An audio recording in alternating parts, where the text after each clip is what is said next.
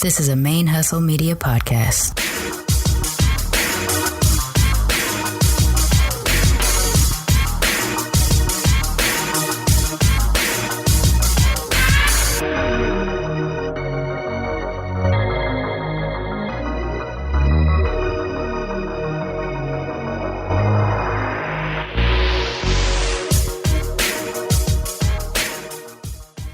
Hi, and welcome to Militantly Mixed, the podcast about race and identity from the mixed race perspective. I am your host, Charmaine, aka Mixed Girl Maine. And when we last spoke for episode 17, the Mixed Blob with Caitlin, I had mentioned that I was going to be taking a week off from Militantly Mixed because I had been invited to speak at Sierra College in Rocklin, California at their Pride event on the topic of intersectional identity, and also that we were making a transition for ManeHustle Media in which Militantly Mixed, the Black as Fuck edition, was now going to become Blurred Comics, and we were going to switch the airing dates of the show. So Militantly Mixed, the show that you are subscribed to and listen to on a regular basis, thank you for that, is now going to Tuesdays, effective November 13th, and Blurred Comics is going to start airing on Thursday, effective November 8th. I'm excited about the things that are happening on Militantly Mixed. I'm excited about the things that are happening for Blurred Comics. I'm excited about Black Radical Queer and my girl Javia, and just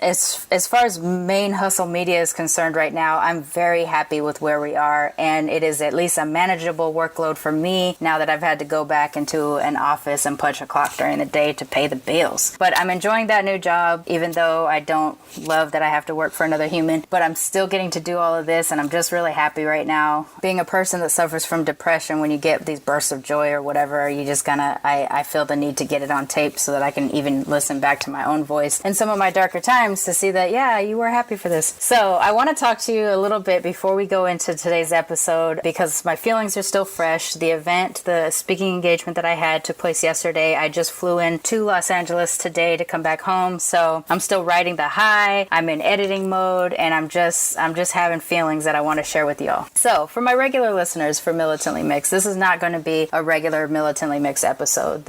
I'm going to share with you an edited down version of my speaking engagement from yesterday so that you can hear a little bit about what we talked about. For those of you who listen to the show that are used to me talking almost exclusively about mixed raceness, that is a very big part of this talk. But because it was about intersectional identity, I also dealt with my sexual orientation, my romantic orientation, my belief system, my nationality, my gender identity, things like that. And so you're going to hear way more about me if you listen to this episode than you normally do. Some of the stories might be repeats from things that I've shared on the show, but this was an audience that wasn't familiar with me, so I had to kind of go back and establish that origin story for them. The title of the talk was Identity is Intersectional, a Mixed Race, Bisexual-Polyamrous, Athest, American Woman's Perspective. So we really dealt throughout the conversation about intersectional identity through me as a way of explaining what it's like to live an intersectional life. And I had actually had something way more planned at the time that I was leading into the engagement, but about a couple days beforehand, it felt too academic or too rehearsed, I guess, and not natural, which is not my style. As you can hear on my show, I don't have a whole lot of prepared questions for my guests. I really want to talk naturally about their mixed race experience because I want the truth to really come out. And if it's too programmed in advance, I think you miss some of that. And so I chucked my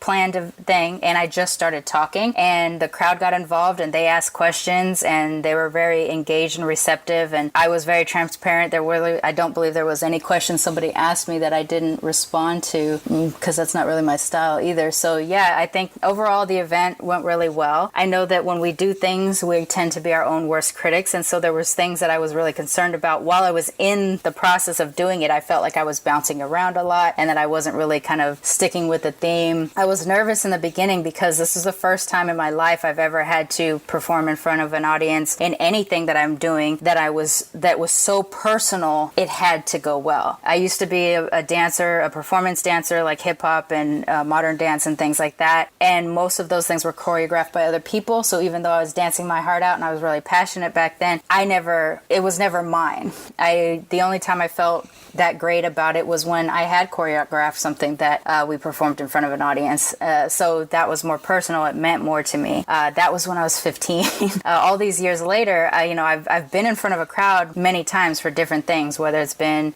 doing some sort of performance, like a comedy thing or whatever, or speaking in front of a crowd in a corporate environment. It was never so personal that it mattered if it went really well. And this was the first time that I was in front of a crowd who was there to see specifically me because they wanted to hear about my intersectional identity. And so it had to go well. It was really intense for me. And I'm not prone to nervousness, and I'm not prone to embarrassment. In fact, I rarely ever find myself actually embarrassed. Usually when I use the word embarrassed, I use it in the way that I understand people use it, the way, that you would just have to try to, like, this will make people comfortable if I explain it this way. But I really don't actually get embarrassed ever. And so we get going and we start talking, and it's going great, although there's some nervousness I had to shake out a little bit. And I have a personal relationship with Johnnie Terry, who was the organizer of the event, so there's a lot of engagement between he and I. The students ask very personal questions, and I do answer them. And the whole time, people were very engaged and following me around, as I kind of shifted my weight or moved around, their faces were following with me. So there was no point at which I felt like I lost the crowd, which was great. And the responses that I got afterwards, for the people that came up and talked to me after, for the people that talked to Johnnie and then he told me later, it was an entirely positive event. I don't know how that's possible. I talked about some very taboo things. I talked about atheism. I talked about polyamory. I talked about a bisexual identity. I talked about race, and I talked about it all at one time. And I said things that may not be popular in some cases, but they were part of my own identity. And at no point throughout this entire event did I ever feel that I had lost the crowd or that I had angered anybody. Everybody that was there because they were open, and that was great. It was a great experience.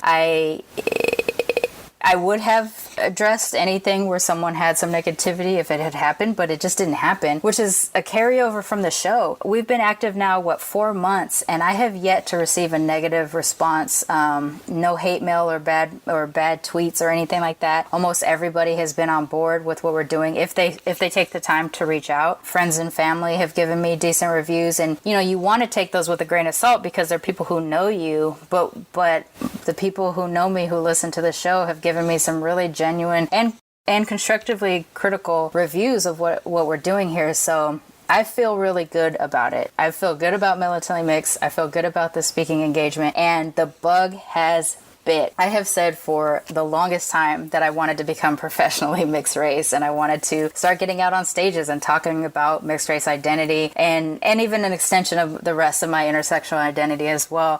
It's something I've always wanted to do, and I was going to try to use the podcast to sort of propel me in that direction. And this being my first opportunity to do something like this, to have a speaking engagement to talk about identity, I just want to do it all the time now.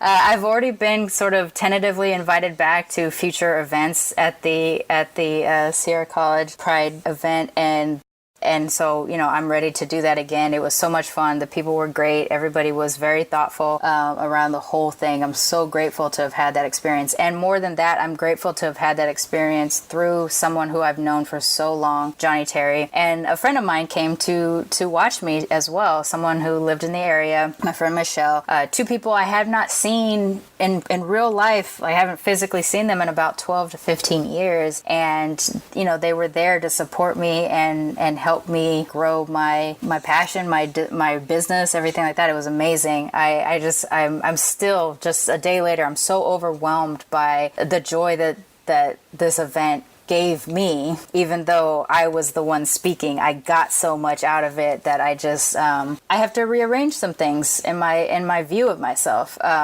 Not that I have a low self-esteem thing about it or doubt about myself. I don't doubt what I talk about. This stuff is so a big part of my life that I feel as expert level as you can feel if you're not academic about it. It's my own experience, and I talk about it so frequently. I would say that I'm an expert about this kind of intersectional identity. I live this stuff. But to be able to share it with other people in a way that makes sense to them and that they receive it with an open mind and open heart and things like that, that's the part that I didn't know if I was quite capable capable of. And so far, it seems to be the case that that is working, which I'm very excited about and I'm very proud about. But also I'm shocked because at the end of the day, I'm still Charmaine, this 1 in 7 billion people on this planet. So why would anybody care, you know? But the fact that people do care, and the fact that people are still listening or sharing it with people or inviting me to come speak places, that's the thing that it's just life-changing. It's just life-changing. I don't know what else to say. So, damn, I did it again. I got back up to like 10, 12 minutes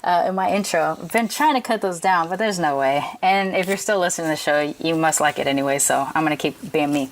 So yeah, my regular audience, this, like I said, is not going to be your typical Militantly Mixed episode. It is going to be very personal about me. It is going to cover topics that you're not used to me talking about on the show. My sexual identity, my romantic identity, my non-religiousness, things like that. If those are topics that make you uncomfortable, skip to next week. We'll be back with a regular episode. But I encourage you to listen because it may expose you something to, it may clear up some bad ideas you might have about some of these things. It may give you some information about something you might be curious about. Once we got into polyamory, the whole crowd broke open. They started asking very personal questions. They were really interested. And it's because this topic is so taboo and not many people talk about it publicly. I was an ambassador for it, not in a way where I'm trying to convert the world to polyamory, but I'm trying to at least convert the world to be comfortable with us existing and not to be threatened by our presence. And that was the experience that I had at this show. So we do talk quite a bit about polyamory on this episode. We talk a little bit about my atheism and my view of my own gender, which is filtered through my view of my race and stuff like that. And so I know that people who listen to this show are probably prepared for it. Although my white audience, it would be probably eye-opening in terms of like how a woman of color views herself as a woman versus how a white woman views themselves. So yeah, we talk about this stuff. It doesn't get dirty though. It doesn't get mean. It doesn't get ugly. It's just matter of fact, straightforward, here's what it's like type of stuff. So I do hope you enjoy the episode. Afterwards, please hit me up on social media. Let me know what you thought. I'm looking for constructive criticism because if I am going to blossom into this public speaking space, I want to get better. I want to get stronger. So send your thoughts to me. That'll be really helpful. You can email me at SHARMANE@militantlymixed.com. And that is S as in Sam, HAR, M as in Mary, A, N as in Nancy, E, @militantlymixed.com. And as always, you can follow us on our social media platforms, Militantly Mixed, on Twitter and Instagram and Facebook. It's all the same. And be prepared that going forward, you will now always get your episodes on Tuesdays rather than Thursdays. If you're subscribed to the show, you don't have to do anything different. The subscription, I'll just load the episodes when they're available and you will still get them.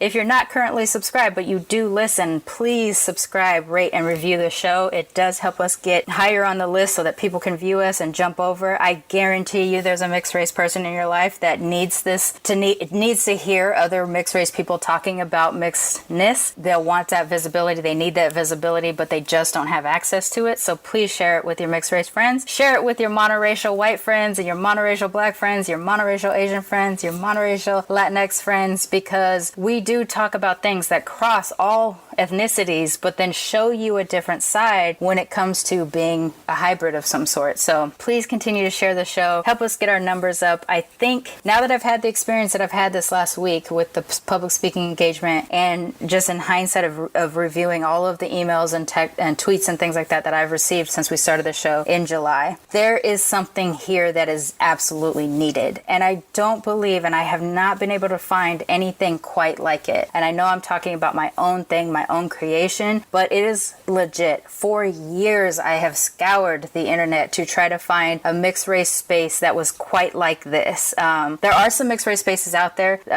There's all different types of things. We've even talked to some folks on the show that have mixed race organizations, and all of those spaces are important and great, and I want to be involved in all of those as well. But to date, I have yet to find something that on a regular basis just talks about our experience and lays down an oral history of what it's like to be mixed, so that hopefully in the future, mixed race people will have access to this and know that we were here and we were making marks, even as the main society doesn't really acknowledge us that often.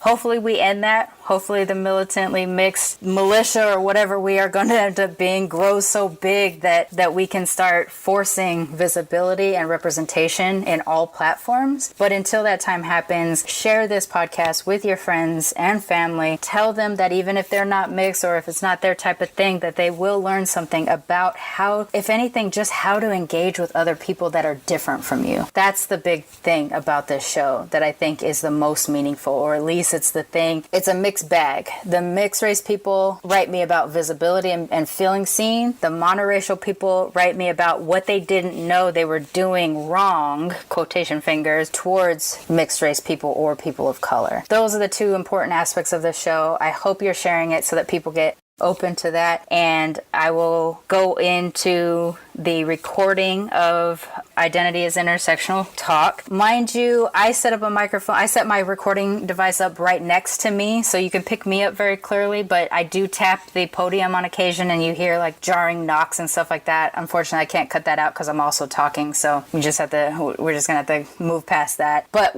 a mistake in hindsight that I made was that I didn't restate the questions that were asked in the audience so that everybody can hear. Some of the questions you can hear because people are closer to me than others. For those that you can't hear, you can glean from my answer. But if there's any point of confusion and you want to ask me about it, hit me up. I'm the person who's going to email you back if you email the show. So I think that's it. I think that's good. We don't have to go into the normal business of the podcast. You all know that we're fan sponsored and you can get to us through PayPal or Patreon if you feel inclined to sponsor the show. If you went to the event and you listened to me speak and then you decided to listen to the show, thank you for coming on board. Stick around till next week so that you can start hearing the way the show normally goes, or go back and listen to some of our older episodes. We've got great episodes with amazing guests, and I appreciate everybody that came out to see me at Sierra College. It meant so much. I don't normally get emotional, but I have been very emotional about, and even right now just thinking about it, I'm getting a little bit choked up. So without further ado, we're gonna go switch it on over to Identity is Intersectional, a mixed race, bisexual, polyamorous, atheist American woman's perspective.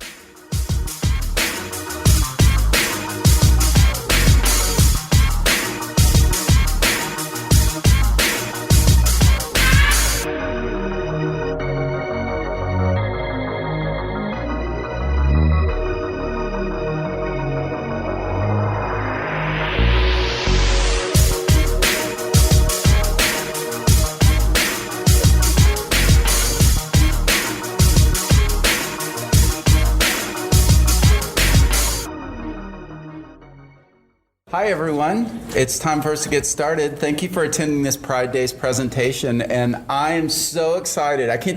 I'm so excited to be able to introduce our next speaker. When I was first hired at the college, we had TV classes, and I had one guy in my class his first paper he wrote for me was in rap language, and he had a really tight perm. That was And then he had a tight perm. I think I've got pictures. No, still. I remember the perm, but I don't remember the So then the woman who videotaped my show, my TV show, it was a class, but it was on TV, was Charmaine Johnson. And so now, all these years later, I, Johnnie Terry, the LGBT Studies faculty and the chair of the Spectrum Committee, am introducing to you Charmaine Johnson, who is the celebrity of today, who is speaking. And Spectrum we've been talking to her for a while about getting her up here. We're hoping to bring her back. We've already been talking to some other groups about having her record one of her mixed race podcasts up here, coming up soon, so we're going to invite her back up. But I'd like to introduce, and you're going to have to help me with how we build you. Charmaine is a mixed race, bisexual, polyamorous, atheist, American woman who likes cats and also knits.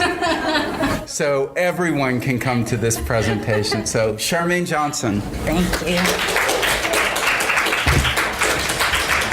Hello, thank you for having me. I had something kind of planned out for this, and then I thought about it a little bit more, and it didn't really feel super comfortable. So what I'd like to do is be pretty casual about how I go about it, and I'll just sort of talk about intersectional identity through my own personal identity. So hopefully it's not too much of a narcissistic journey, but I hope that after the end of it, you'll come away with a little bit of understanding of your own internal diversity, accepting your own internal diversity, and then using that to be sort of more open to other people and whatever their deal is. So I'll start out with the way I describe myself, especially in social media, is that I'm Black, Japanese, Caucasian, British, German, Irish, bisexual, hyphenate, polyamorous, atheist, American woman. My identity is very hierarchical. I'm a kind of person that I need a hierarchy to sort of put things into place, whether it's at my house or in my life. And so it's not an accident that I kind of describe myself in this laundry list of ways. I describe myself that way because it's what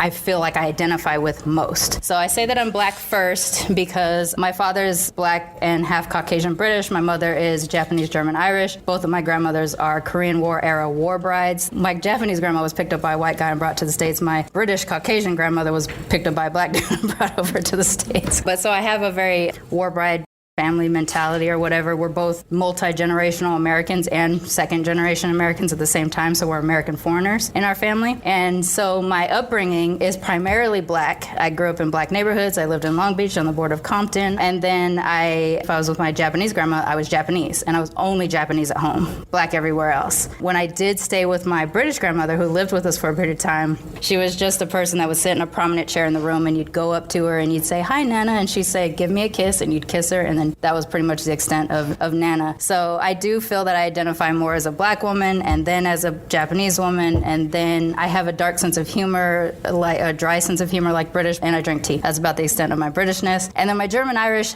I don't know those people. All I know is that my granddad was German Irish Appalachian folk, probably inbred, but other than that, I don't know anything about them. So I can't really identify that way, but I don't leave it out of my laundry list because I want to make sure that I'm listing out my identity. And then my next set of identity is a hyphenated bisexual polyamorous, two things that I can't really divorce from each other. Bisexuality was something that took me forever to come out as. Actually, I had my very first crush on a girl when I was 14, and I didn't realize I had a crush on her. I thought I wanted to look like her because she looked blacker than I did. She had what we refer to the good hair, and I wanted to look just like her.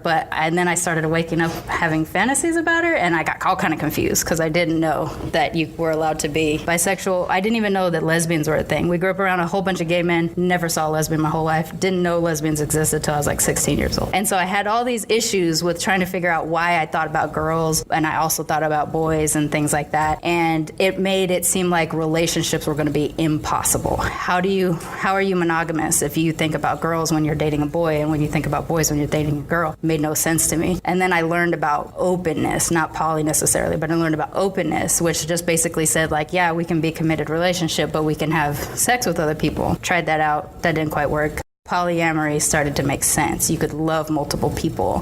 And so that's why I have the hyphenate when I don't have a comma between my bisexuality and my polyamory. And then my next deck is atheist. It's important for me to list it as part of my identity because it helps guard off people that will bless me or pray for me.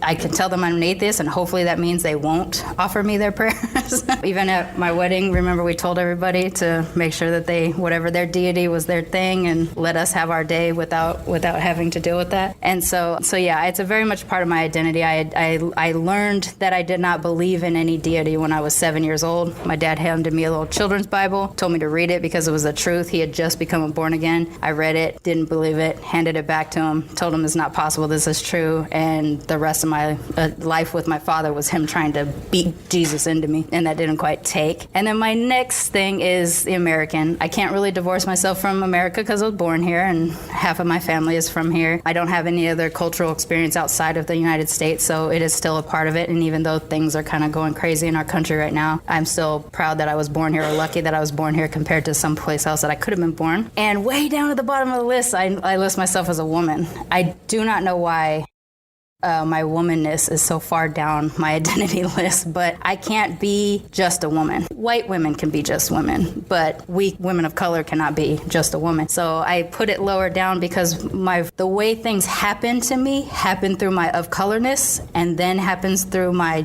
sexuality and my polyamory and things like that. So I have it way down on the list, but beyond that, I can't really explain why I don't identify as a woman first. It doesn't really make sense to me to do that. And then, yeah, I like to knit, I read comic books, and I'm a podcaster. So that's my hierarchical identity. But I'm explaining all that to you to kind of show how crazy identity is. Like, it's the weirdest thing that we assign ourselves. We decide from a very early age that we're supposed to be a thing, and you're supposed to wave that flag for whatever that thing is really hard. You're just black power. But you gravitate towards something. You're gay, you got to wave that rainbow flag. You're straight. I don't know what flag you wave. I guess I don't know. I don't know what you wave, but you wave a flag for whatever your identity is. The rainbow flag. Well, I guess you could do that too.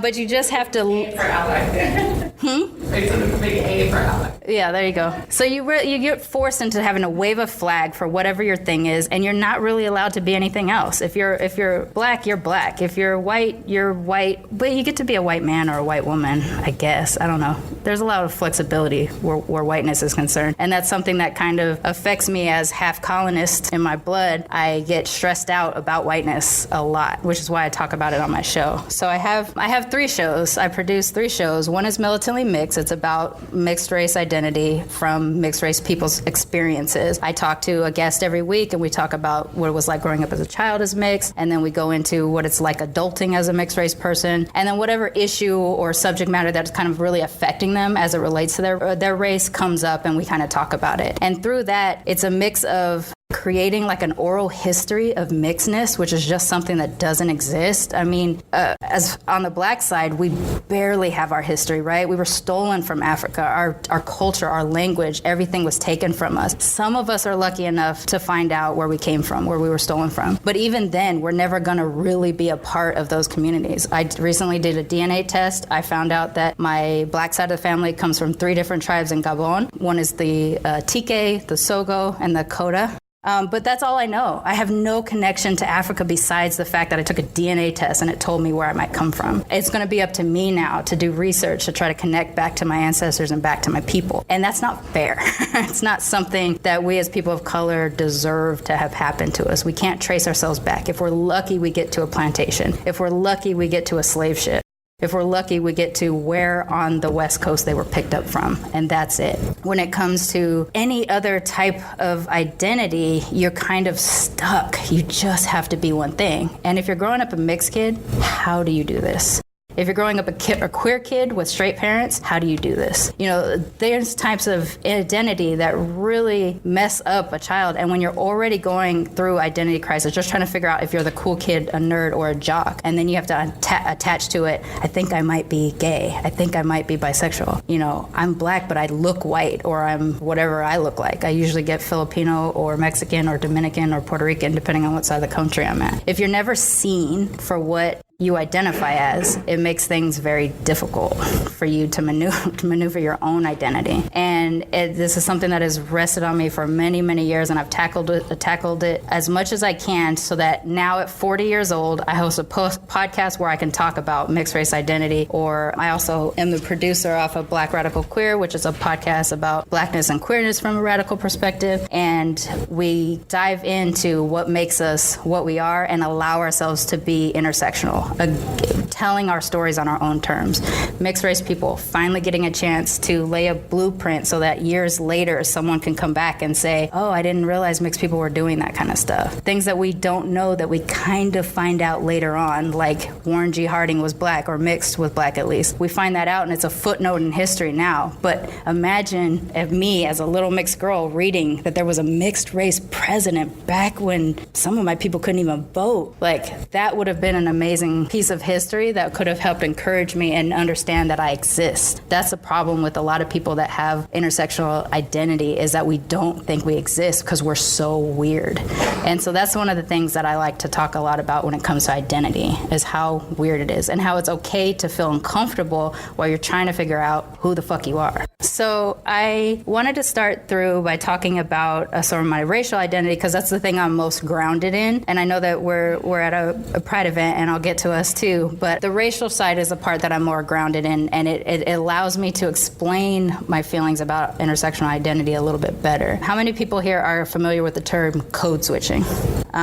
So it's mostly people of color who know this term. There's only a couple of white folks that raise their hand to it. So code switching is the thing of where you perform the way a person is most comfortable. You perform something in front of them. So if you're in the corporate environment, I'm a person of color. I call it my Becky voice. When I'm in the corporate environment, I'm in a suit. I've got my white girl voice, my Becky voice. I talk proper English. I don't catch an attitude. I don't, show my emotion or whatever. I'm basically a robot because I can't be the woman of color or the queer woman acting a fool in the corporate environment. That's code switching. The person I am right now in front of you is probably closest to how I am, except that I'm a little bit nervous. And so as we go on, you're going to see me be a little bit black. You're going to see me be a little bit queer, whatever. It's going to jump around. But code switching is an active thing that you're having to do.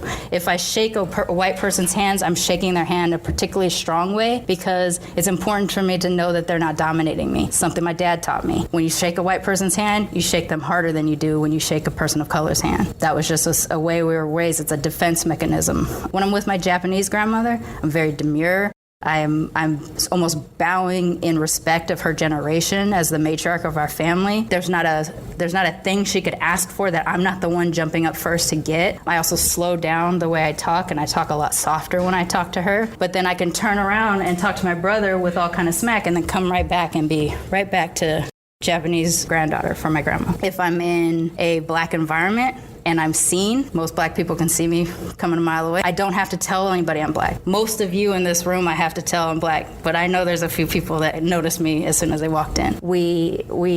I say smell our own kind. We instantly feel a sense of connection because we know that we come from something traumatic. How many people know about the term one-drop rule?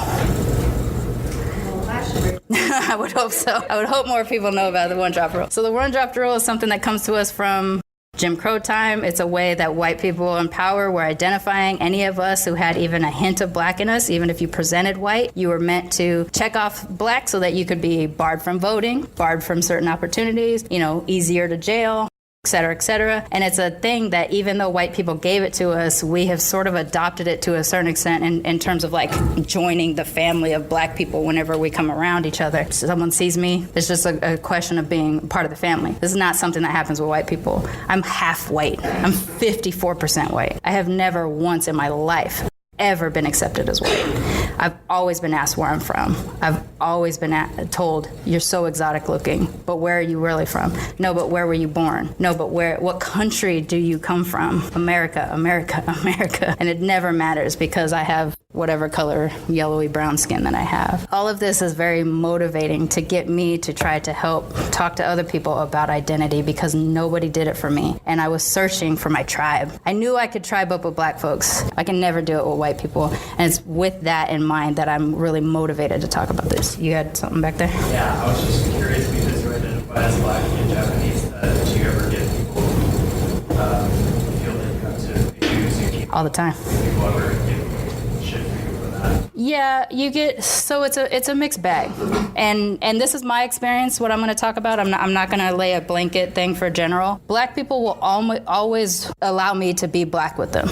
I have rarely ever in any occasion had a black person be like, but you're not really black. Maybe they might say it might not be as hard for me, but they'll still welcome me as black. If I say I'm black and Japanese, black people might go, yeah, but you're black, right? That kind of stuff happens. I'm never put down by black people for wanting to choose the other stuff. They acknowledge that there's other things in my blood, and they acknowledge that even to a certain extent there's extra trauma in my blood because I'm half white.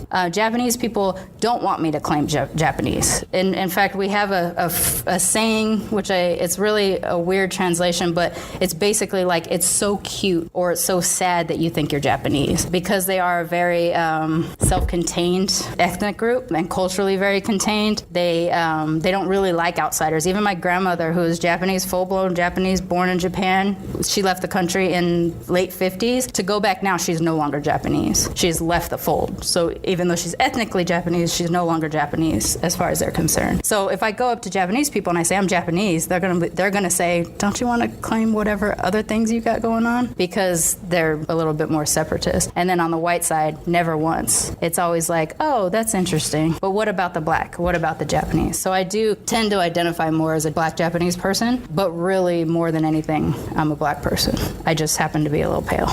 Going back to, or I guess separating a little bit from race, since we are talking about bisexual identity, my polyamory comes from my bisexuality. I can never divorce the two. I know I said that earlier. Basically, when I was finally accepted of the fact that I was attracted to women, I stumbled into a relationship with a married couple. And it was really, I wasn't attracted to either of them. It was an opportunity. I had been waiting around to find some woman to finally date or whatever, and it just didn't happen. And I was still very secretive about it with my own family, because it was the 90s. We were still it was a lot harder still then to come out. And so I found this couple through a class group that I was in, and we started a relationship. It lasted about 6 months. And during the course of that time, it made me realize that monogamy was going to be almost impossible. If I'm always thinking about a woman when I'm with a man with a woman, then I'm going to have to deny myself half of who I am just to be in a relationship and just be in a long-term relationship. And then 7 months later, I fell in love with my best friend. And so I had to figure out, oh great, I'm in this relationship with somebody that I love intensely and I don't want to break up, but I'm also wanting to date women too. He was also a virgin when we got together, so I was afraid he would want to break up with me just so that he can have sex with other people. And sex seemed like the stupidest reason to break up. I know we still break up over sex all the time, but to me it seemed like the stupidest reason to break up, because if you love someone and you put in that work and you put in that foundation, why would you break up over sex? Now, let me be clear, cheating and because a person shows you who they are when they do stuff like that. But if you're open about it and you tell people in advance, look, I'm attracted to this person, we're both interested, I would like to pursue that, and you lay out your comfort zones with each other, then that kind of stuff makes sense to me. But I understood that long before I understood that polyamory was a thing. So Johnnie, you mentioned before that you wanted to talk, you wanted to have a talk about polyamory. Was there anything in particular with students that they had questions about? Do you guys have questions about poly? Anyone has questions about poly, but and I don't mind it. So if you do want to ask questions, feel free to just chime in. I don't know if I got it wrong, but did you say that you got married? Yeah, I'm married to a man. And how, I guess, ignorance on my part, how does that work with polyamory? With polyamory, it's about honesty and upfrontness. We don't engage in any other kind of romantic or even sexual relationships unless we have a test up front. I need to see the paper, even if it's his partners or whatever. He doesn't restrict me from my sexuality. It's one of those things I'm not going to be the man that's going to fulfill all your needs. I certainly can't fulfill your woman needs, things like that. So why would I restrict you from being able to do that? On the flip side, he has kinks that I don't have, and because I've known him since I was 15, if he even tried to pull that shit on me, it would make me giggle, because I would never be able to take it serious where he is concerned. So I need him to be able to explore that with someone else and take the pressure off of me to have to perform that I'm interested in it. And to me, I think of it as a very loving thing to do for your partner, to allow them to explore those things that they are either too shy to explore with you, or maybe you guys aren't the right fit for it. So my husband and I, there's a lot of areas in our sexuality together where we're not compatible, but we're compatible in our loving relationship and our friendship and things like that. Not that sex can't be fulfilling, but it doesn't check off all these boxes that he has. It doesn't check off all these boxes that I have. So I want to pull two things together that you're talking about, just to make it clear. So when you're talking about colonizing, I dated a guy for a while that was trans. I started off as a woman, transitioned to be a man, and he was absolutely anti-monogamous. He was absolutely polyamorous, always open relationships. And I finally had to turn around and say explicitly to him, I'm not out to claim your body for the queen. I'm not colonizing you. It is still your body to do with what you wish. Right. And that doesn't affect my relationship with you at all. Right. So that's sort of what you've got. Yeah. Right? Yeah. So, and we mess up all the time. I'm a lot more upfront about things. I put everything on Front Street. I don't really. I'm pretty transparent about everything that I'm into or what I'm not into and things like that. It takes him a minute before he's comfortable telling me, because he thinks I'm going to judge him, which I probably will, and he thinks I'm going to hate it, which I probably will, and he thinks I'm going to hate her, which I probably will. Not because I'm a woman hater or anything like that. It's just he has a type. He just has a type. And so yeah, we use this opportunity to be even what to me feels like even more loving, because you're giving your partner the opportunity to explore something that is very meaningful to them. With my husband, if it's someone where we're not dating someone together, we have dated together before. If it's someone we're not dating together, I want to know her. I want to be friendly with her, not necessarily friends, because I want her to feel responsible for me. I want her to feel responsible for my sexual health. Don't go fucking around without telling anybody. Get your test, be protected, etc. And I'm gonna do that for my partner's partners also. I don't want to mess around where that kind of stuff is concerned. The other part of me knowing the other partners that's important is that they understand my place. Again, with the hierarchy, when you've been together with someone for 18 years, it's really hard for someone new to step in and try to be an equal. We tried that once with a shared partner, and it was a disaster because we shared bank accounts, we put ourselves on leases, we went all in lesbian U-Haul style. 2 months in, boom, let's do it. Big mistake. 4 months later, it falls apart and we have to separate everything again. And that taught me that I let go of my hierarchy, and because I did, I opened myself up to a little bit of stupidity. So it's not always perfect, but it is something where you can be really loving and stuff with your partner. In fact, there's even a concept called compersion that polyamorous people experience, where you feel a sense of love or a wash of love witnessing your partner in love with somebody else. It happened to me once. It happens to him all the time. I guess it takes me longer to be excited about other people or whatever. So it's a weird little sense that we talk about in poly. It's just this feeling that you get when you see someone in love that makes it happy. It's just like when you're watching a movie and you see people in love and you're like, "Aw." It's like that, except for the person you love somebody else.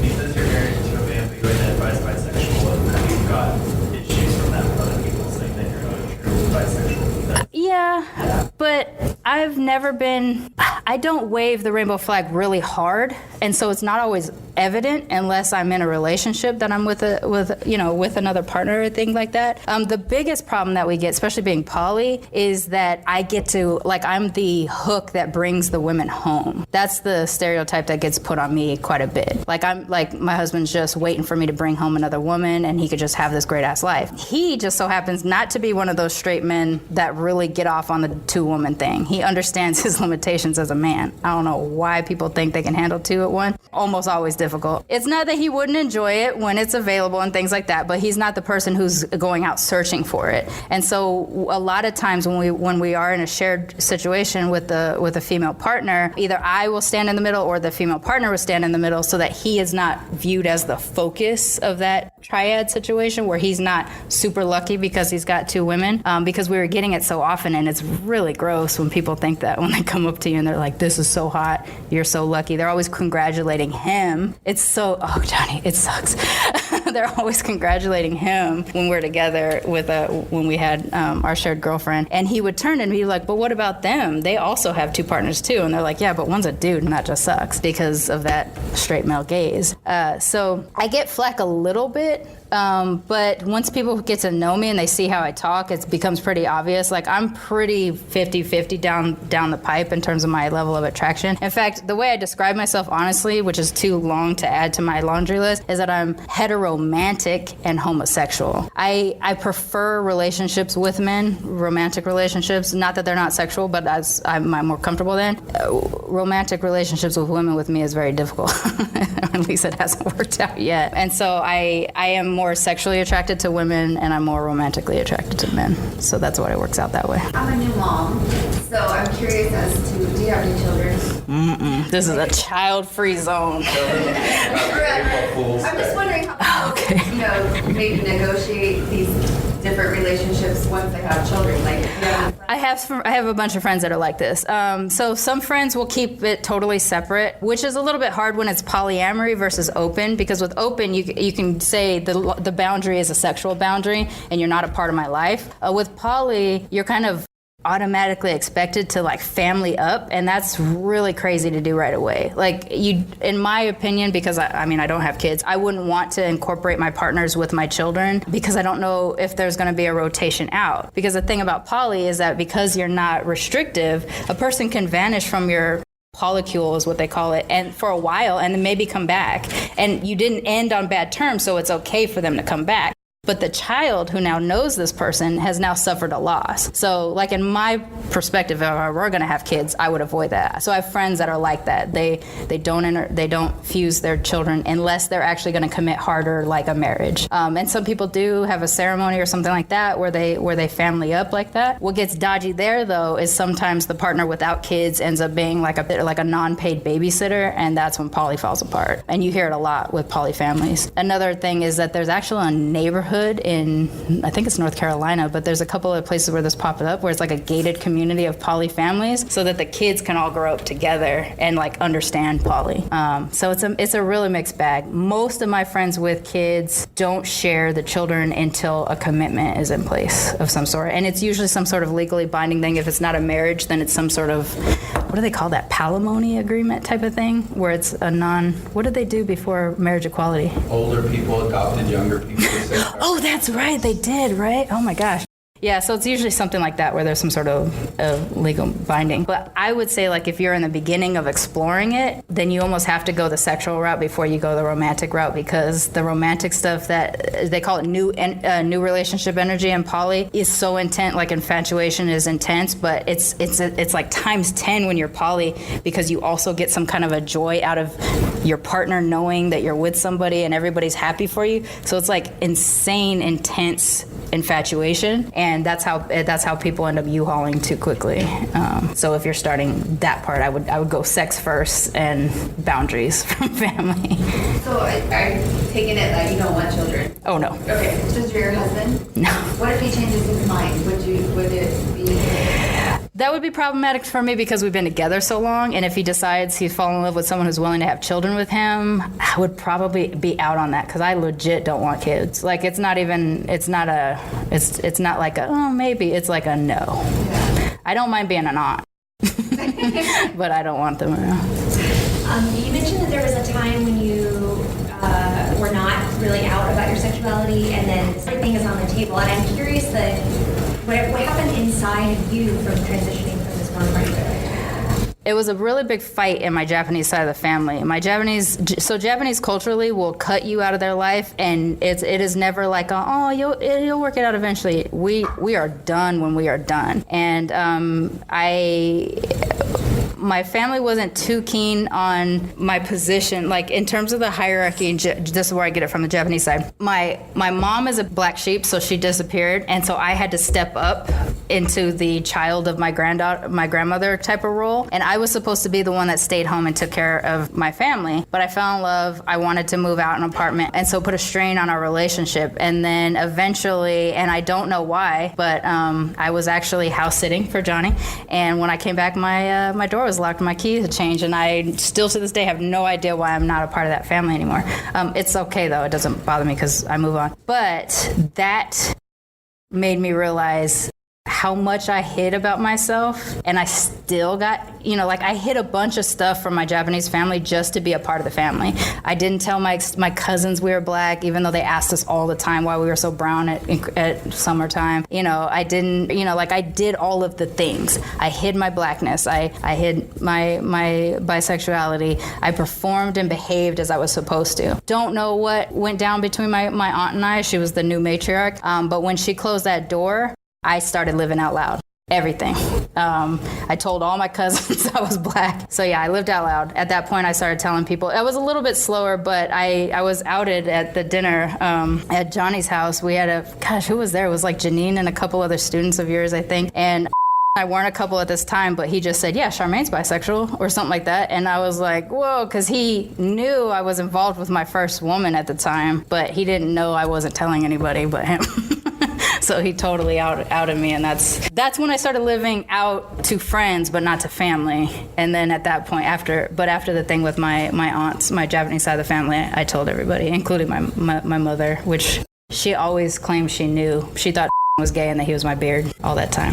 What was the story you wanted me to tell? It was with the question with whether or not you were twins about the April Fool's Day. Oh, yes. So I left don't ever leave your email unlocked. I left my email unlocked, and this was like probably 2 years after we got married or something like that. And my husband got into my email and mass emailed a bunch of people in my box that I was pregnant on April Fool's Day. And I was at a movie. I think I was watching Dreamgirls by myself at the movie theater. And Johnnie is blowing up my phone, leaving me voicemails because he knows I don't want kids. And he was like, Charmaine, oh my gosh, this news is crazy. We're going to figure it out.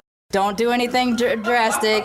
Like, get on the phone, call me, and let's work this out. And I come out of the theater and I have like. I said I want it. Yeah, I think you did. You're like, you have options. We have room. Like there was a whole thing. And I look at my phone and it's just like a bunch of people who I barely talked to because he didn't know who to email. He didn't know who was my friends and who. There was like some professional relationships that got this. Like it was a whole thing. There was one, the most embarrassing of them though was I was working as a script reader at a film festival, and a kid I was helping, a 17-year-old kid that I was helping with his screenplay, emails me like, "Whoa, I know you're helping me, but this seems like we shouldn't be having this conversation. I'm 17," and I was like, that was rough. I have to go back and explain and then apologize and all that. That was terrible. But yeah, Johnnie was basically agreeing to take on my unborn stress child. And I remember from your wedding, and this is the gender difference. No one said anything about not wanting kids, but it was either your mom or mom who was there. And kept telling me, "Oh, she'll change her mind." Yeah. My mom knew from the jump. When I was a little girl, I shared a bedroom. I didn't even know I was a girl. I shared a bedroom with my 2 boy cousins and my brother till I was 10, and then my boy cousins moved out and it was me and my brother till I was 15. And I only had uncles. I had like one aunt on each side of the family. So I always did the boy things. I had no idea I was a girl really until boys started to notice me, and that's when I noticed myself. But when I was little and we'd play house, I'd make my boy cousin, the oldest boy cousin, be the dad, and then my brother and his brother be the babies, and then I was the dad who had my invisible briefcase, and I would play around the corner by myself so that I didn't have to raise the kids.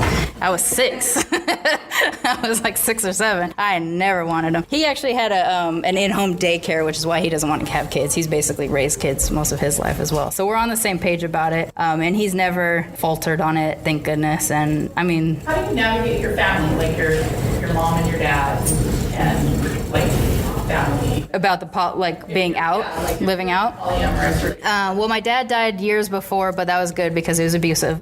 So he never knew about that. But my mom, she accused me of being gay a couple times. Like, I know you're gay. I know you're not telling me about it. I know your beard. And I don't know what her deal was because she was totally fine with gay men. She loved being around gay. She was a hairstylist. She loved it. But lesbians always kind of wigged her out until she got a really close friend that was a lesbian. That changed everything.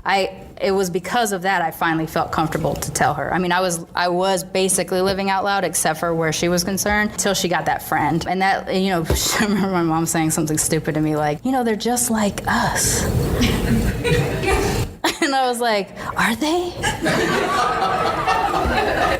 So she still, the first questions, though, was when I told her finally was like, but do I really like boys, or did I just marry Tristan because I was trying to hide? But then she would see us together and she's like, no, there's no way that you guys aren't a thing. Like, you're definitely a thing. She did ask me, how's it work? She was the person who made me not know that lesbians were a thing. She would do the see it doesn't work thing. She would do that to me and I'd be like, oh, I guess it doesn't work. I had no idea that there was other ways to do things until I was older. But yeah, after a while, I basically just was flat out about it. She didn't like the poly stuff because she'd been in relationships where she was always cheated on. I would explain how different this was from cheating. But then she'd say like, oh, I know you're fine with this, but so-and-so cheated on me or whatever. I was like, I'm not fine with it, But yeah, so she didn't never quite get it. And then when we partnered up with a shared girlfriend and she moved in, I'd called to let her know, like, this is about to happen. So I'm telling you, because if you come into my house, she is equal to us, and you're not going to put her out because you're coming to visit and things like that. But now it's fine. It's pretty easy. People just know, and they know I'll cut them if they aren't accepting. Do you introduce your third girlfriend to your family as you would? I would have, yeah. Yeah, we did introduce her to my husband's family because we moved across country together and she came with us. And his parents are hardcore Christians in Oklahoma, so it was really weird for them. But they're the Kool-Aid house type parents. They're the kinds that everybody came over to eat and hang out and stuff like that. So they were always welcoming. They were really nice to her and everything like that. But then they took me to dinner separate from both my husband and her. And they were just like, well, the dad didn't say anything, but the mom was just like, what is happening with you guys? They have no concept of how you can balance this kind of a relationship because, their Bible tells them it doesn't work, which is weird because there's a lot of polyamory in the Bible, or at least polygamy. But yeah, well, we will tell people we're entirely open about it. I did lose a cousin over it though, because they wanted to know why I bothered to tell them. I was like, because this is my life, and if you come to visit me, you're gonna experience that. And they were like, well, could they stay away? And I'm like, nope. I'm like, but you can, and that was pretty much because I think again with identity, like once you are who you are, like once you're finally out there and you're comfortable, and mind you, identity is flexible. You're always adding things and subtracting things. But when you feel really grounded, when those moments you feel really grounded, if people aren't accepting of it, it's really hard to maintain. Like I preach the cut the toxicity out of your life type of thing. And so for me to have a person who's really that not accepting, someone who's going to vote against my interests, how do I maintain that kind of relationship? How do I feel loved by them if they're going to vote to pull my reproductive rights? How do I feel loved by them if they're going to tell me to move my girlfriend out while they come to visit? Things like that. For me, it's a cut, and I'll be fine in a couple months. It really only takes me a couple months to get over it. I didn't go see my dad when he died, and he's my dad, so cut. For me, it was that easy. Do you feel any pressure so when the three of you were together, did you feel any pressure from people outside the three of you looking at you like, this ain't gonna work? Yeah, we got a couple of it, and that was tough because we're in the middle of that new relationship energy, and you're all excited, and you're just like, this is gonna work forever, and then people reveal they're crazy to you after a couple months, and then you realize it's not working, and then the stuff your friends were telling you, you're just like, I really need them not to be right. Like there's certain friends who were, saying this is going to fall apart that I really needed to not be right, and they were right, and so yeah, that sucked. But they weren't so against it that it was a cut. It was more of just like, are you sure? I'm thinking of you. I want you to be safe. I want you to be protected. And given that we've had some trouble where it comes to these other relationships, there was people who were concerned about that kind of stuff too. Now it's not that big of a deal, I think. So I'm sure you've got this question before. Do you ever get jealous or like? Oh yeah, weird things trigger my jealousy. So we're not naturally monogamous, but society has been really strong about programming it into us, and that's why we look around and all that other kind of stuff. For me, jealousy is triggered when I'm left out of the truth. So if y'all want to go in the other room right now and you just want YouTube time, that's fine. But don't ask me to go to the store and then I come home and I'm like, did you really just want me gone? Just tell me and I'll make that space. So that's the kind of stuff that would make me jealous. Weird little things like that. There's times when they would be in the same room as me and they would text each other as part of their little, knowing that they were talking to each other while I was there. That drove me nuts. And I was like, I know what you guys are doing. How do you expect me to feel about this? I'm completely left out. That's not cool. So I get jealous where that kind of stuff is concerned. Has there ever been a girl that you just didn't like? Almost all of them. And it's really because of his type. I try to be, whatever, but there was one I did like, and actually one that I partnered up with briefly myself. But yeah, mostly it's his type. He's gonna hate that I'm recording this. I just want to thank you for your candidness and sharing your story. Sure. But my question to you is how do you filter or find people who are comfortable with this polyamory? Oh, I'm sorry if I pronounced that. it sucks. It's so hard. Even in the internet age where you think, oh, here's a group, a community. Poly is so different for all different types of things. And here's another part of intersectional identity. Most poly, when you hear about it, is white hippie types that commune up. Swingers or something? Swingers is another one. Oh, people assume that we're swingers a lot of time, things like that. I've been offered people's wives or he's been offered people's wives if they can have a crack at me and all this weird stuff that I'm not into. too, but other people are, and that's totally cool. But so yeah, like that's a big majority. So I can't join that group because I have nothing, I can't relate to those types of people. I joined a Black and Poly group because they were closer to my tribe, basically. But the group in particular that I joined was very anti-triad, which is what it's called when you have three partners together that are all together. They were very anti-triad, and because of that, it was really hard to stay in it because you got the main guy telling everybody triads don't work, and like this handful of people like, but it's working for us, and so I dropped out of that one too. In terms of dating, there's some polyamory website. There's like polyamory matchmaker and stuff like that, which is how we met our ex. But it's it's hit or miss. It's just like a Tinder swipe or anything like that. You might be compatible sexually, but you won't be compatible personality wise or romantically, whatever. So it's a crapshoot. But you tend to find people accidentally that you're just talking and you don't realize some of your friends are actually doing this stuff. And then someone finally mentions it and then it comes out. So it's turned out over several years that I've had tons of friends that were in some form of openness, that it took me being transparent to make them feel comfortable to talk about it. So, I mean, I don't know, but from this room, you'll probably have quite a few people that have it and they aren't talking about it yet. And then you'll have some that are doing it and they'll talk about it. It's just a mixed bag. So two things. One, we do have people on campus who are employed here who are in polyamorous relationships, and we had to fly someone in to talk about it. So that's number one, because it is hard. It's hard to maneuver. It's like not accepted. But number two, so is the reason that someone would be anti-triad because they are hierarchical with regards to primary partner, and then that's so there's this idea, which I hate this terminology, but it's called unicorn hunting, where a couple goes out and looks for a hot bisexual babe to join your thing. And so just because you happen to already be a primary couple, you're accused of unicorn hunting, and that's not our motivation at all. We just want someone to live in our house and hang out with us. But so there's a lot of women that get kind of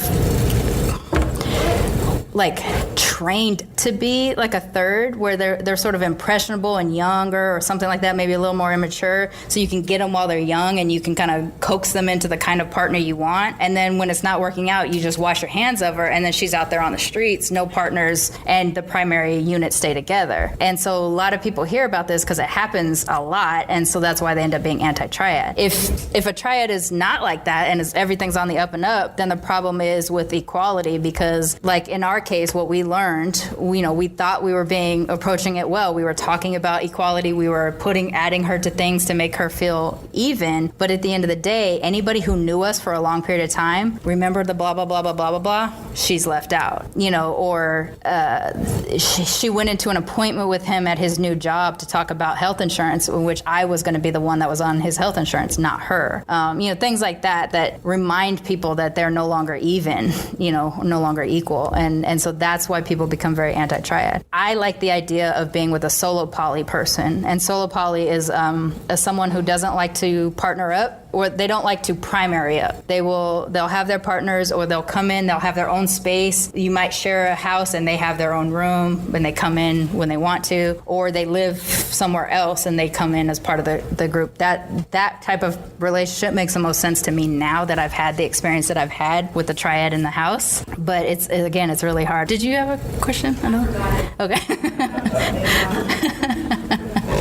All right, so I have a question about just like the non-sexual part, the family part. I mean, even with one partner, sometimes you just like arguments flare up between the two people. And it's like, fine, I'm not talking to you for like 3 minutes. Just don't even look at me. Yeah. Or for 3 days. Depending on how extreme. With 3 involved, that's got to be sort of a difficult dance. It could be at times. So when we moved from Boston to California, we had a 3-bedroom house at the time. We had designated locations.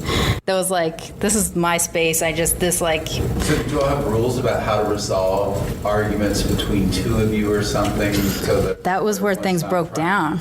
Like, she would moderate really well between he and I, but because she was also part of the problem, the moderation was kind of weird. And they were so weirdly in sync that they very rarely had an issue. And if they did have an issue, they would roll it into their kink. And that's how they would work that stuff out. So I was never a part of that stuff. And then when she and I had conflict, he would squat up with her. And that's why things got got as tough as it did towards the end is because I didn't feel like I had any, like I felt like nobody had my back, but I was the one taking care of everything. So that got tough. We did almost break up over it, and then we didn't, and so she left. They still talk on occasion and try to make it work, but for me, if they were to get back together, it would probably be the end of us if they wanted to do that. Did you have a question? There was just a couple questions that kind of got answered, but I was just curious, like if you're, with your spouse, and then, if the person comes in, they try to, if you guys are having a spat or something like that, then they, taking sides or something like that, like, how does that work, or do they just not to? No, I mean, it happens. We're humans. We're going to do weird stuff. And for someone who's trying to oust a partner, if that what goes down, I think it plays to their advantage if they can kind of needle and instigate and things like that. And also another question that kind of I was thinking about, does it ever concern you at all that maybe like your spouse is maybe will want a different primary?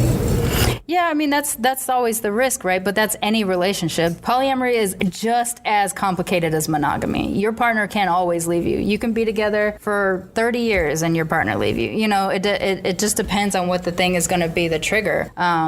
In my grandmother's age, you stayed married and you took the shit, right? But her husband ended up leaving. It turned out he had a whole nother family simultaneously that lived like 3 blocks away. He just switched one wife for the other. But she never married again because she felt she was raised, you get one marriage and then that's it. So she spent the next 50 years of her life, 40 years of her life without a partner. In my case, it's been a huge part of my fear when we were first working it out because of the kind of partners that he prefers. And so it started to be on the table for me. It didn't used to be on the table for me for us to break up, but when I realized, like, you know what, there are things I can't offer him that he is interested in, he may choose somebody else. If that happens, obviously it will be devastating and everything like that, but it could happen if there's no partner. We could just decide that we don't get along anymore or that we're incompatible and it's time to be done.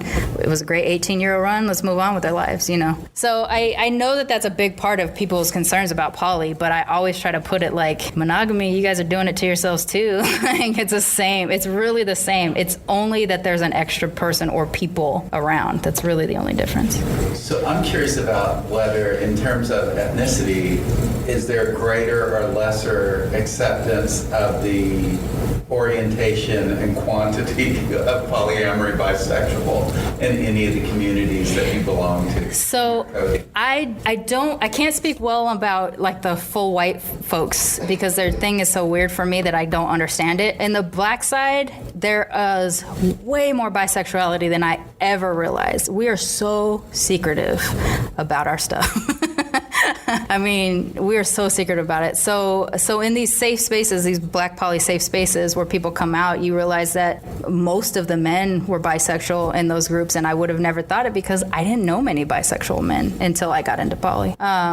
Women, I feel like I have met women who claim bisexuality or pansexuality and are just flat out straight, but curious. So my ex is one of those. She claimed bisexuality, she came involved, and she was a team player sometimes, but you could tell it wasn't genuine for her. She's curious. She wants to try everything, but when it really came down to it, it was more of a, in public she would want to perform, we're gay together type of thing, but in private it was a lot harder for her, and that's when I realized, she had a totally different orientation than she thought. But yeah, and on the what I can talk about on the black and poly side, it's pretty heavy bisexual, male and female.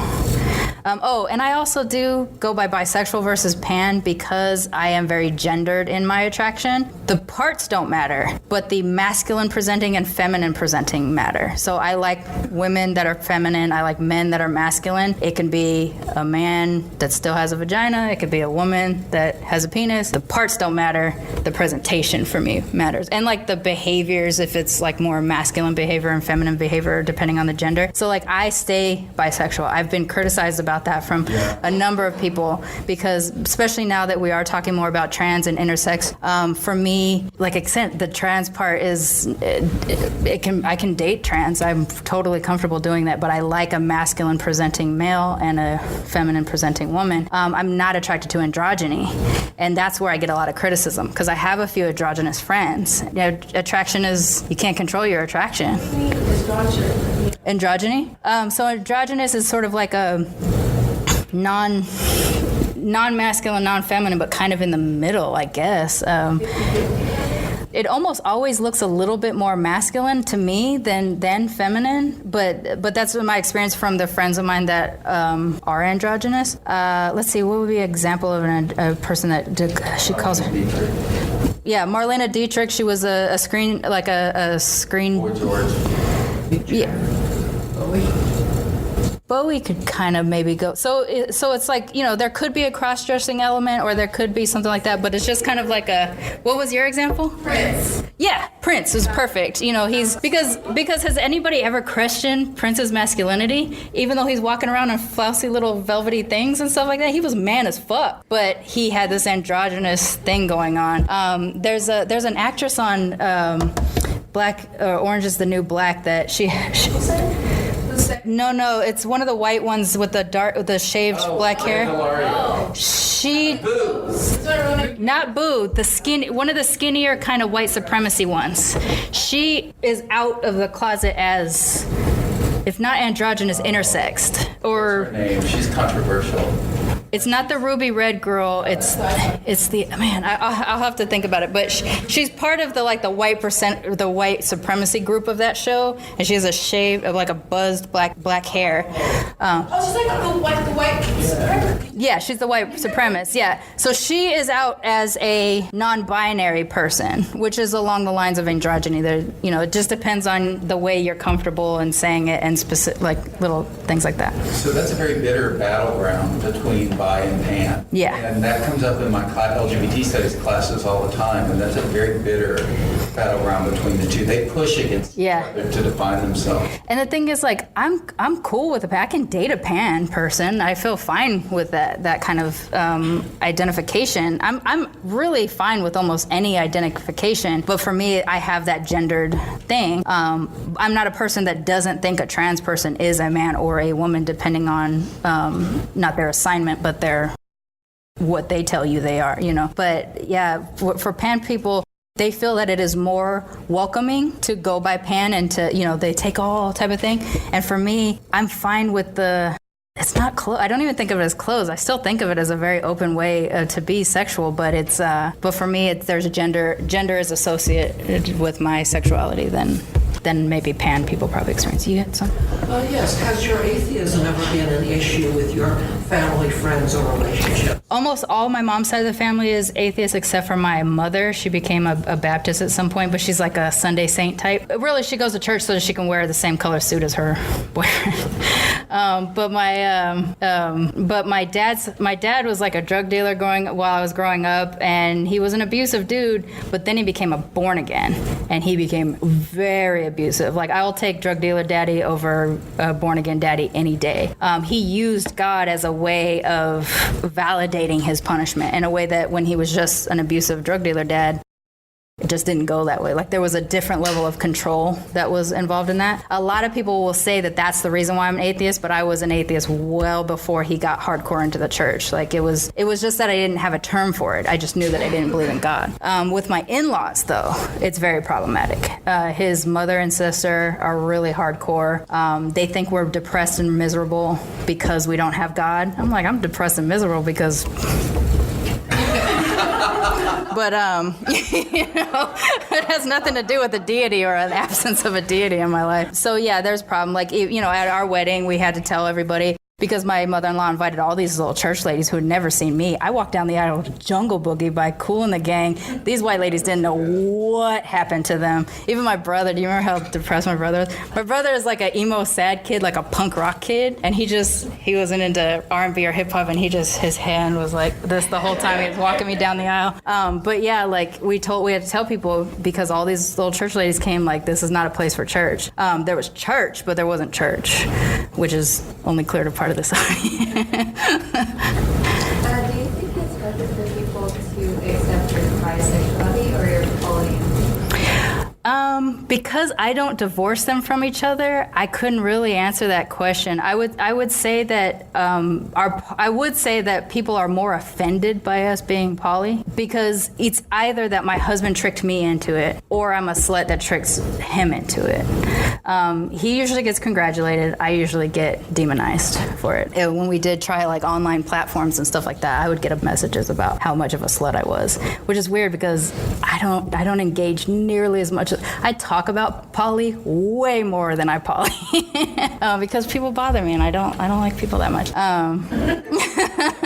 So yeah, I would say like for me, if someone did kind of approach me and they tried to go one way or the other, like they're linked to me. It's legitimately hyphenate for me. But yeah, like as a couple, we get frowned upon for being poly often. It usually means that we're selfish or that we're too distracted and we can't focus or that we really don't love each other, but we're trying to share the bills together or something like that. You get all kinds of things. Is there anything about any of your identities that you wish people knew or like a thing that people think but it's not true? Does that make sense? With any of your identities? Yeah, I'm a person, like, I want visibility. I think a lot of us do in terms of our things. You want to walk down the street and be seen for what you are and not in the way that someone perceives. Like, you know, if we're black, we don't want to be perceived as thugs all the time. If we're a white gay male, you don't want to necessarily be considered effeminate or whatever unless you are, you know, that kind of stuff. Like, we have a bunch of these things.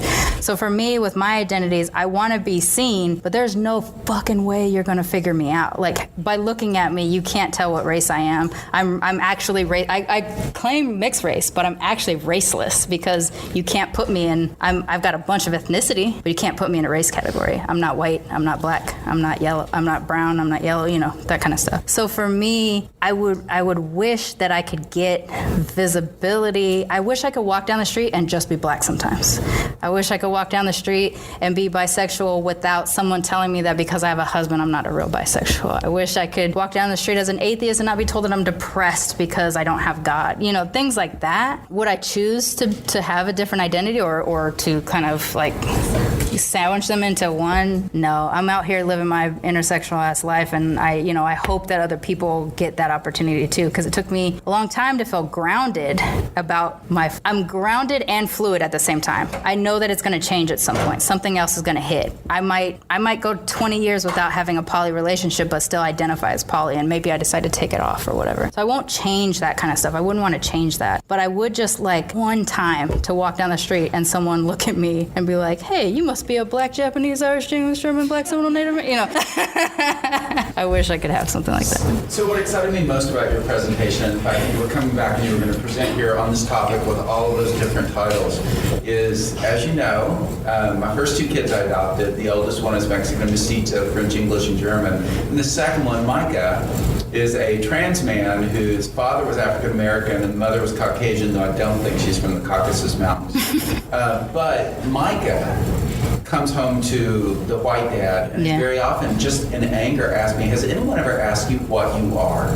And my answer is no one has ever asked me what I am. Right. And then I've seen him go off on someone and scream, "I don't know anything about fucking lumpia. I don't know what it is," because he's always red. He's ambiguous, yeah. So Micah... So your story being visible, I think is really, really important. It's a different story that people, I think, can relate to. Yeah. And that can help them navigate through their own life. With Micah, too, specifically, like, I wish I had been able to stay around longer, because in the beginning, when he was like 3 or whatever, and he would ask me those questions about, like, will he look like me one day and things like that, I knew that, like, I had to be a mixed presence because the likelihood you were going to be able to expose him to a mixed upbringing was going to be difficult. And then I moved, but I always thought about it. I was like, man, I wish I could have been a mixed presence for Micah more and more. As Johnnie mentioned, Micah is trans, and when Micah was little, was very curious about my breasts. Would I get breasts when I grow up? Will I look like you? A lot of questions about will he look like me and will he have breasts like me? And it was really a point that I just wish I could have been a presence for that part, because I think even now, as ambiguous as he looks to the outsiders, he probably doesn't even have a mixed race experience, like not in the same way that I do, where I know all sides. Well, and more studies that are coming out about kids who are mixed, and that white parents don't know how to talk about race to their children. And all of that stuff puts me on high alert. I have an episode about that. Right? What's that? I have an episode about that. Oh, that's fantastic. You'll have to tell me which one it is. Yeah. Then Micah told me to tell you hello about it. Oh, hello. Yeah, so this is a thing that comes up on my show a lot, my mixed race show. Parenting mixed kids, especially if the parent or one of the parents is white and they have a black child. White people who have black children, go to a black hairstylist and get that kid's hair taken care of. Learn how to comb, learn how to condition, all that stuff. White people, I'm sorry, but they are disastrous at raising mixed kids. I used to do Micah's hair in like 6 or 7 different braids and called my aunt. I'd sent her a picture and she said, don't do Micah's hair like that. It makes him look... Oh gosh, a whisper. A whisper. Do you know how often I get a whisper? So you're black, Japanese, right? Oh gosh. Do you get that, really? All the time. All the time. I don't literally never go outside of my house a day that someone doesn't ask me where I'm from or what I am. Every day. I would remember a day that I don't get asked that question. I would really remember a day. In the back here. What is the name of your podcast? Militantly Mixed. Actually, I have 3. I have Militantly Mixed, which is the one that we're talking about. This is my t-shirt.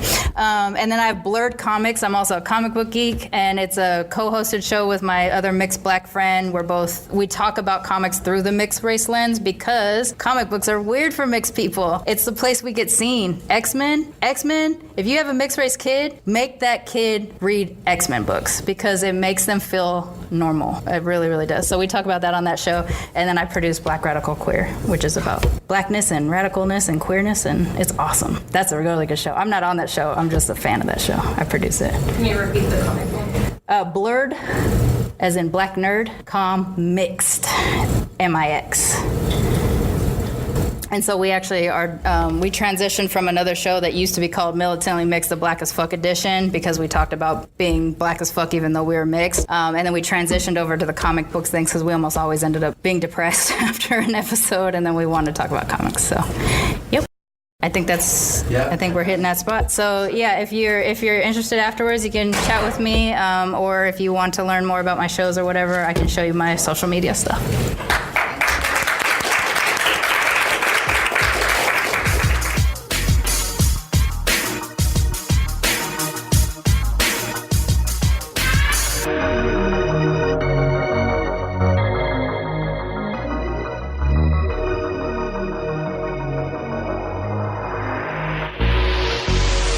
Militantly Mixed is a ManeHustle Media podcast, produced and hosted by me, Charmaine Johnson. Music is by David Bogan, The One. And if you like what you heard on Militantly Mixed, please subscribe, rate, and review on iTunes and wherever you find your podcasts.